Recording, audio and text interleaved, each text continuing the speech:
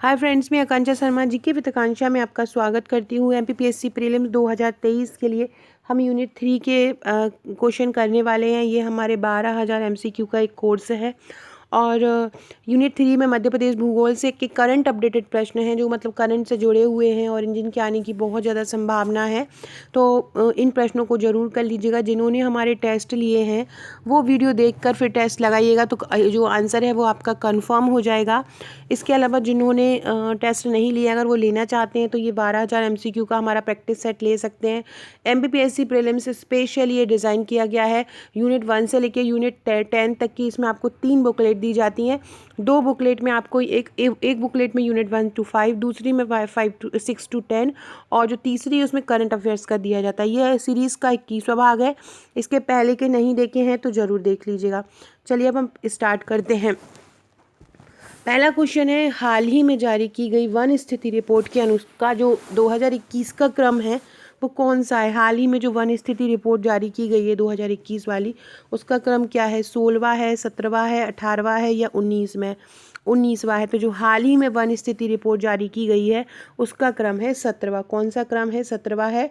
और इसको किसने जारी किया है? केंद्रीय पर्यावरण, वन और जलवायु मंत्रालय द्वारा इसको जारी किया गया है। किसने जारी किया है? पर्यावरण, वन और जलवायु मंत्रालय के द्वारा इसको जारी किया गया है। किस अधिनियम के द्वारा इसको प्रस्तावित किया गया? तो वन संरक्षण अधिनियम 1980। आपसे पूछ सकते हैं जो रिपोर्ट जारी की गई है वो किस अधिनियम के तहत जारी की गई है।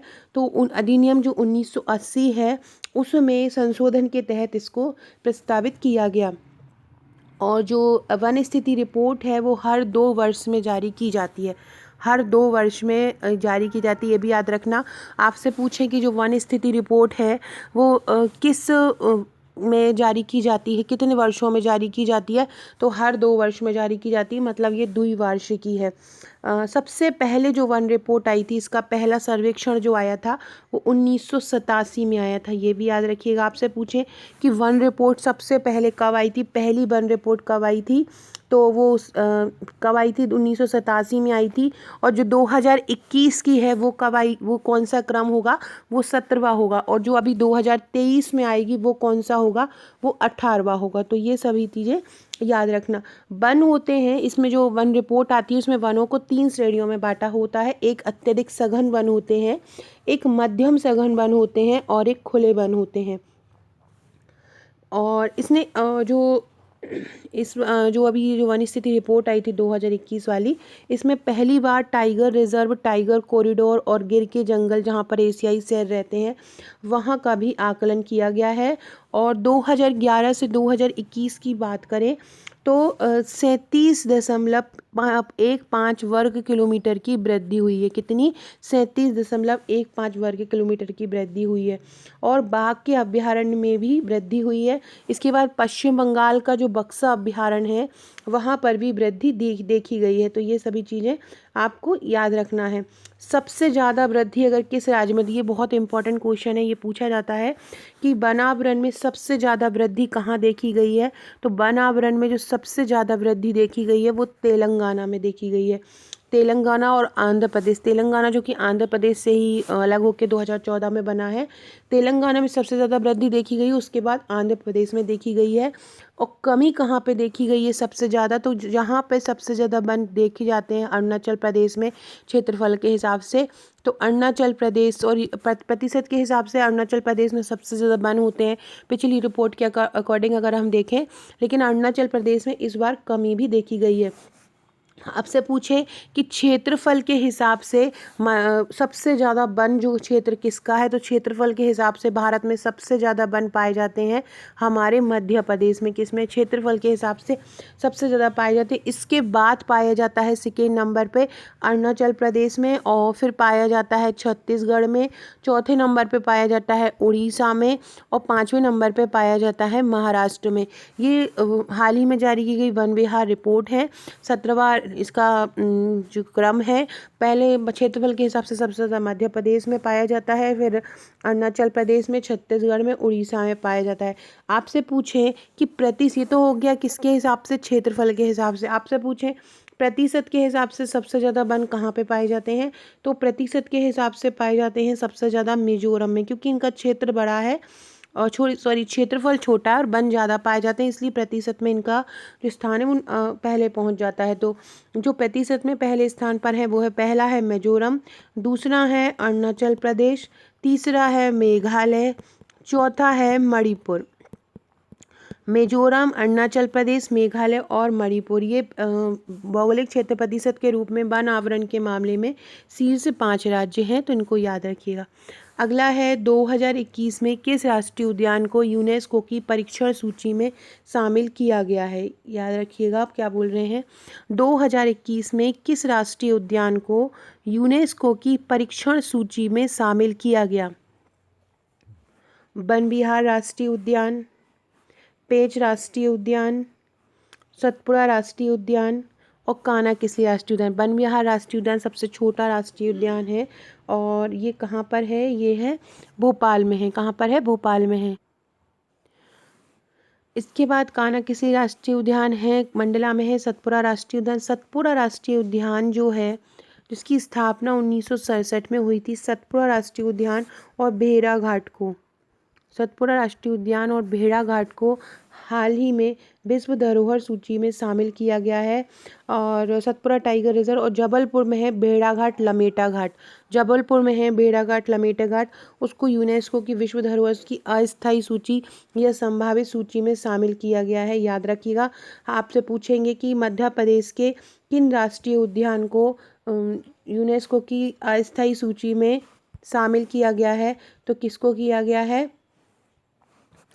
सतपुड़ा राष्ट्रीय उद्यान को किया गया है और लमेटा जो जबलपुर में भेड़ाघाट लमेटा घाट है उनको किया गया है, तो ये याद रखिएगा। मध्य प्रदेश में 7 राष्ट्रीय उद्यान अब हो गए हैं और जो सतपुड़ा राष्ट्रीय उद्यान है सतपुड़ा राष्ट्रीय उद्यान 1967 नहीं 1981, सतपुड़ा राष्ट्रीय उद्यान जो है 1981 में सतपुड़ा राष्ट्रीय उद्यान की स्थापना हुई थी, याद रखिएगा। और 7 जो है मध्य प्रदेश में टाइगर रिजर्व हो चुके हैं और जो सतपुड़ा राष्ट्रीय उद्यान है 1981 में इसकी स्थापना हुई थी, 524 वर्ग किलोमीटर में ये फैला हुआ है, तो ये सभी याद रखिएगा। अगला क्वेश्चन है, किस नदी का उद्गम स्थल अमरकंटक में है। अगला है, किस नदी का उद्गम स्थल अमरकंटक नहीं है। देखो नर्मदा तो है वो अमरकंटक में ही अमरकंटक से निकलती है नर्मदा, और सोन नदी भी अमरकंटक से ही निकलती है, अमरकंटक की पहाड़ियों से, और जोहिला नदी भी अमरकंटक की पहाड़ियों से निकलती है। लेकिन जो केन नदी है वो विंध्याचल से निकलती है। केन नदी कहाँ से निकलती है, तो जो केन नदी है वो विंध्याचल से निकलती है। केन नदी किससे निकलती है, विंध्याचल से निकलती है, तो केन इसका आंसर हो जाएगा। इसका आंसर क्या हो जाएगा, केन हो जाएगा। याद रखिएगा, किस नदी का उद्गम स्थल अमरकंटक नहीं है, तो इसका आंसर हो जाएगा केन। केन कहाँ से निकलती है, केन का उद्गम स्थल है विंध्याचल पहाड़ी। केन कहाँ से निकलती है, केन विंध्याचल पहाड़ी से निकलती है। और अमरकंटक से कौन कौन सी निकलती है, अमरकंटक से नर्मदा निकलती है, सोन निकलती है, जोहिला निकलती है। लेकिन केन कहाँ से निकलती है, केन विंध्याचल की जो कैमूर पर्वतमाला है वहाँ से निकलती है। और कटनी ज़िले में कैमूर पर्वतमाला में इसका उद्गम होता है, तो याद रखिएगा। और ये कहाँ पर मिल जाती है, ये यमुना से मिल जाती है। किस नदी की सहायक नदी है, जो केन है, केन यमुना की सहायक नदी है। सोन की बात करें, सोन किसकी सहायक नदी है, तो सोन गंगा की सहायक नदी है। और नर्मदा खुद जो है पश्चिम में चली जाती है और अरब सागर में मिल जाती है। अरब सागर इनका मुहाना है, बाकी इनका नदियों का मुहाना जो है वो बंगाल की खाड़ी है। तो किस नदी का उद्गम स्थल अमरकंटक नहीं है, इसमें केन हो जाएगा। बाकी नर्मदा, सोन और जोहिला का अमरकंटक है। केन नदी विंध्याचल की कैमूर पर्वतमाला से निकलती है। किस जिले से निकलती है, कटनी जिले में निकलती है, तो याद रखिएगा। अगला क्वेश्चन है, 5 पहाड़ियों पर बसे भोपाल में कौन सी पहाड़ी पर स्थित है। यहाँ पे क्वेश्चन है स्थित नहीं है। Shyamala hills, Idgah hills, Nyori Dronachal hills या लमेटा हिल्स। भोपाल जो है वो कितनी पहाड़ियों पर बसा है, अगर आपसे पूछें तो भोपाल 5 पहाड़ियों पर बसा हुआ है। सबसे पहला है इसमें ईदगाह हिल, सबसे पहला पहाड़ी कौन सी है इसमें, ईदगाह हिल्स है। दूसरी जो पहाड़ी है वो है अरेरा हिल्स, दूसरी पहाड़ी कौन सी है, दूसरी पहाड़ी है अरेरा हिल्स। पहला है ईदगाह हिल्स, दूसरा है अरेरा हिल्स, तीसरा है श्यामला हिल्स, चौथा है कटारा हिल्स, चौथा है कटारा हिल्स, और पांचवा है न्योरी द्रोणाचल हिल्स। लमेटा जो पहाड़ियाँ हैं वो ये भोपाल में नहीं है, लमेटा पहाड़ियाँ जो हैं वो जबलपुर में है। लमेटा पहाड़ियाँ कहाँ पर है, जबलपुर में है, तो इसका आंसर हो जाएगा लमेटा हिल्स। भोपाल में कौन कौन सी पहाड़ियाँ हैं 5, एक तो श्यामला हिल्स है, एक ईदगाह हिल्स है, एक न्योरी द्रोणाचल हिल्स है, एक अरेरा हिल्स है, और एक कटारा हिल्स है। ये 5 पहाड़ियों पर भोपाल बसा हुआ है। पांचों पहाड़ियों का नाम याद रखिएगा, Shyamla hills, Idgah hills, Dronachal hills, Arera hills और कटारा हिल्स। लमेटा हिल्स भोपाल में नहीं है, लमेटा हिल्स कहाँ पर है, जबलपुर में है। अगला क्वेश्चन है, सिद्धराज पर्वत किस जिले में स्थित है, रीवा में, सतना में, सिंगरौली में या सीधी में। सिद्धराज पर्वत कहाँ स्थित है, तो सतना के चित्रकूट में स्थित है। कहाँ पर है, सतना में के चित्रकूट में सिद्धराज पर्वत है, याद रखिएगा, सतना जिले में है। भगवान श्री राम की तपोभूमि चित्रकूट भी यहीं पर ही है, और सिद्धराज पर्वत भी यहीं पर है, सीमेंट के लिए ये जाना जाता है। कोपेन के अनुसार मध्य प्रदेश में जलवायु के कितने प्रकार हैं, 3, 4, 5 या 6। देखो कोपेन ने जो भारत की जलवायु है उसको 5 भागों में बांटा है। भारत की जलवायु की बात कर रहे हैं, नॉट मध्य प्रदेश। भारत की जलवायु को 5 भागों में बांटा है, उष्णकटिबंधीय, शुष्क, शीतोष्ण, महाद्वीपीय और ध्रुवीय, ये 5 भागों में बांटा गया है, और तापमान के आधार पर 4 भागों में बांटा गया है। मध्य प्रदेश की जलवायु की बात करें कोपेन के अनुसार तो उसको 4 भागों में बांटा गया है। कोपेन के अनुसार बात करें मध्य प्रदेश की जलवायु को तो कितने भागों में बांटा गया है, 4 भागों में बांटा गया है। उत्तरी मैदान, मालवा का पठार, विंध्य पठार क्षेत्र और नर्मदा घाटी। मध्य प्रदेश की पचमाड़ी जो है वहाँ पे सबसे ज़्यादा वर्षा होती है, और भिंड में सबसे कम वर्षा होती है। गंज वासुदा जो मध्य प्रदेश का है वहाँ का औसत तापमान सबसे ज़्यादा है, तो याद रखिएगा। और जो आपसे क्वेश्चन पूछते हैं कि मध्य प्रदेश में जो अधिकांश वर्षा होती है वो किस मानसून से होती है, दक्षिण पश्चिम मानसून से मध्य प्रदेश में सबसे, पूरे भारत में इससे सबसे ज़्यादा होती है। मध्य प्रदेश का पूछे तो याद रखिएगा मध्य प्रदेश में सबसे ज़्यादा वर्षा किस मानसून से होती है, दक्षिण पश्चिम मानसून से होती है। सबसे ज़्यादा तापमान मध्य प्रदेश में कहाँ पे दर्ज किया गया है, नर्मदापुरम के पचमढ़ी में सबसे ज़्यादा तापमान दर्ज किया गया है, तो ये याद रखिएगा। कोपेन के अनुसार भारत की जलवायु को कितने भागों में बांटा गया है, 5 भागों में बांटा गया है। अगला क्वेश्चन है, जलोढ़ मृदा मध्य प्रदेश के किस हिस्से में पाई जाती है। जलोढ़ मृदा जो कि बहुत ज़्यादा उपजाऊ होती है, और जहाँ ये जो चंबल का क्षेत्र होता है, ये बीड़ों का क्षेत्र जो कहलाया जाता है, उत्तर जो क्षेत्र होता है, उत्तर पश्चिमी जो पूरे जो क्षेत्र होते हैं, यहाँ पर सबसे ज़्यादा जलोढ़ मृदा पाई जाती है। जलोढ़ मृदा की जल धारण क्षमता बहुत कम होती है, मतलब ये जल को बहुत कम ही धारण करती है। इसमें फास्फोरस, नाइट्रोजन, ह्यूमस और कार्बनिक पदार्थों की कमी होती है, और ये जो पाई जाती है मुरैना, ग्वालियर, श्योपुर और भिंड में ये पाई जाती है। तो याद रखिएगा जलोढ़ मृदा कहाँ पाई जाती है, मुरैना, ग्वालियर, श्योपुर, भिंड में पाई जाती है। और जलोढ़ मृदा का क्षेत्र फिर कहाँ पे हो जाएगा, ये मुरैना, ग्वालियर, शिवपुरी कौन सा क्षेत्र हो जाएगा, ये उत्तरी मध्य प्रदेश हो जाएगा। इसमें मुरैना, ग्वालियर, शिवपुरी के क्षेत्र आ जाएंगे। तो याद रखिएगा जलोढ़ मृदा मध्य प्रदेश के किस भाग में पाई जाती है, उत्तरी मध्य प्रदेश में पाई जाती है। फ्रेंड्स, ये जो जिससे मैं आपको पढ़ा रही हूँ ये मेरा MPPSC प्रीलिम्स का टेस्ट सेट है। आप देख सकते हैं ये जो 12,000 प्रश्नों का ब्रह्मास्त्र है, ये जो इसमें आपको 10,199 MCQ का ये बुकलेट दिख रही है, इसकी आपको 2 बुकलेट दी जाती हैं, 2 बाइंडिंग की हुई बुकलेट अगर आप हार्ड कॉपी मंगाते हैं तो आपके पास आती हैं। साथ में ये एक करंट अफेयर्स की आपको निःशुल्क महाअभ्यासिका दी गई है। इसमें लगभग 2000 करंट अफेयर्स हैं मध्य प्रदेश के और राष्ट्रीय अंतर्राष्ट्रीय। सुपर डुपर ये एमपीपीएससी प्रीलिम्स के लिए सेट है। जो भी वीडियो देखे, अगर आपको पसंद आते हैं क्वेश्चन तो सेट को जरूर लीजिएगा। इसकी सॉफ्ट कॉपी भी हमारे पास अवेलेबल है। सॉफ्ट कॉपी मतलब पीडीएफ है। सॉफ्ट कॉपी 499 रुपये में आपको दी जाती है और इसकी जो हार्ड कॉपी है वो 1399 प्लस कुरियर चार्ज में आपके पास दी जाती है। टोटल 3 बुकलेट आपको इसकी मिलती हैं। बहुत ही शानदार इसमें प्रश्नों का संग्रह है। यूनिट 1 से 10 तक इसमें पहली यूनिट होती है, फिर 11 से 20 दूसरी होती है, 21 से 30 तीसरी होती है।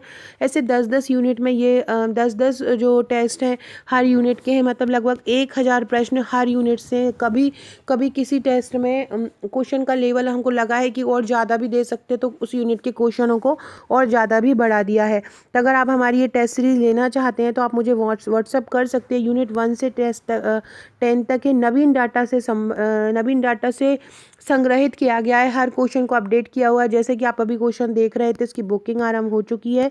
टोटल 3 बुकलेट है। सॉफ्ट कॉपी हार्ड कॉपी दोनों में उपलब्ध है। ये जैसे 2 बुकलेट दी जा रही, इसकी आपको 2 मिलेंगी, साथ में ये आपको फ्री मिलेगी। इस प्रकार टोटल 3 बुकलेट दी जाती हैं।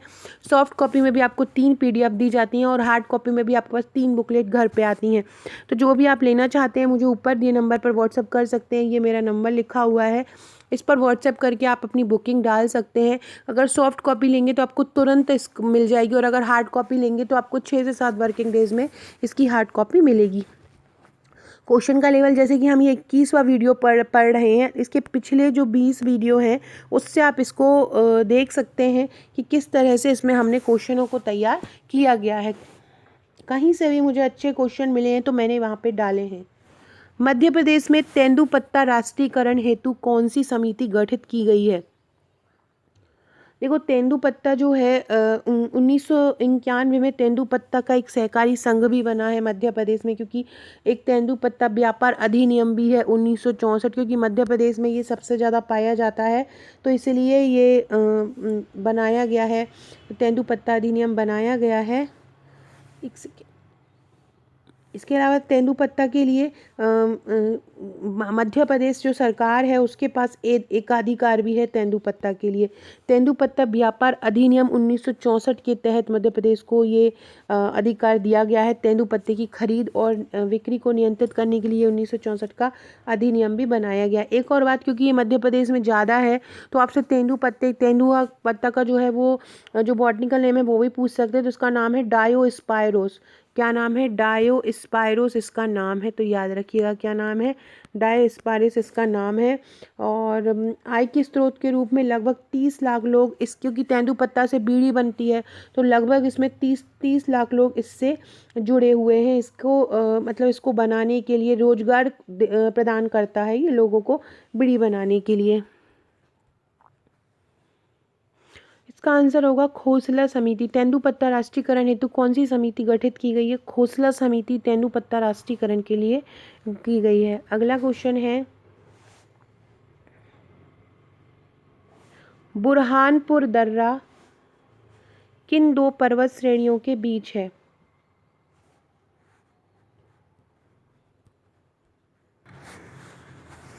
बुरहानपुर को एक दक्षिण का प्रवेश द्वार भी बोला जाता है और ये सतपुड़ा पर्वतमाला का पश्चिमी भाग है।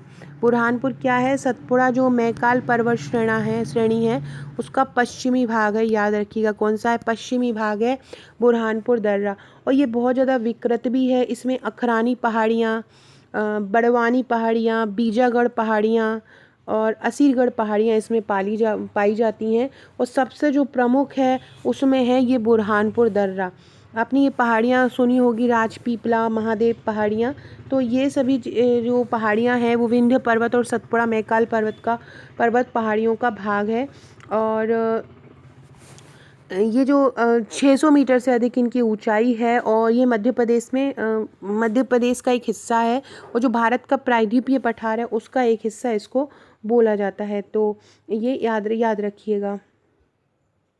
विंध्य पर्वतमाला जो है भारत के सबसे पुराने पहाड़ों में से एक कही जाती है। और अगर बोला जाए तो ये जो विंध्याचल है ना, ये वो हिमालय से भी ज़्यादा पुरानी होती है। और इसकी भौगोलिक स्थिति जो देखी जाए विंध्य पर्वत की, ये संयुक्त राज्य अमेरिका के जो एपलाचियन पहाड़ी है, ये पूछ सकते हैं एपलाचियन, क्योंकि ये इससे मैच करती है तो इसलिए ये पूछा जा सकता है। एपलाचियन पहाड़ी संयुक्त राज्य अमेरिका में जो है उसके ही समान है।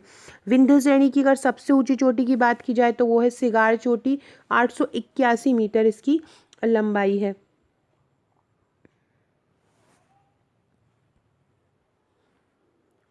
अब ये बॉल पूछा जाए कि इसका दर्रा किन दो पर्वत श्रेणियों के बीच है, तो राजपीपल पीपला और ग्वालीगढ़ के बीच